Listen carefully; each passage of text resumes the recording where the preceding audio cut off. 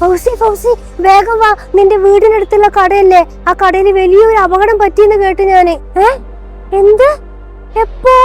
എന്നിട്ട് ആർക്കെങ്കിലും എന്തെങ്കിലും പറ്റിയോ? ഏപ്രിൽ ഫൂൾ, ഞാൻ നിന്നെ പറ്റിച്ചതാടി. അയ്യേ, പെണ്ണിന്റെ മുഖം നോക്ക്. അയ്യേ ആയിഷ, ഇത് നിനക്ക് ചെറിയൊരു തമാശയായിട്ട് തോന്നാം, പക്ഷെ ഒരാളെ ഭയപ്പെടുത്തിയിട്ട് ചിരിക്കുന്നത് ശരിയായ രീതിയാണോ ആയിഷ? എടി അതിനെന്താ, അതൊരു തമാശയല്ലേ. അല്ല ആയിഷ, നബി സല്ലല്ലാഹു അലൈഹി വസല്ലമ തങ്ങള് പഠിപ്പിച്ച ഒരു കാര്യമുണ്ട്. ഒരാളെ ചിരിപ്പിക്കാൻ വേണ്ടി കള്ളം പറയുന്നവന് നാശം, ഒരാളെ ചിരിപ്പിക്കാൻ വേണ്ടി കള്ളം പറയുന്നവന് വലിയ നാശമുണ്ടെന്ന് അബൂദാവൂദിലെ 4990 ഹദീസ് നമ്പറിൽ പരാമർശിക്കുന്നുണ്ട്. ഒരാളുടെ സങ്കടത്തെയോ ഭയത്തെയോ നമ്മൾ തമാശയാക്കാൻ പാടില്ല.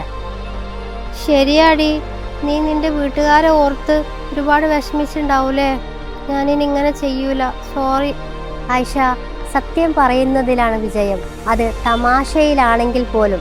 നമ്മളിൽ നിന്ന് ആർക്കെങ്കിലും ഇതുപോലെയുള്ള തെറ്റുകൾ വന്നു പോയിട്ടുണ്ടെങ്കിൽ അല്ലാഹു സുബ്ഹാനഹു തആല ആ നാശത്തെ തൊട്ട്, നമ്മളുടെ മേലിറങ്ങിയ നാശത്തെ തൊട്ട് അല്ലാഹു തആല കാത്തുരക്ഷിക്കുമാറാകട്ടെ.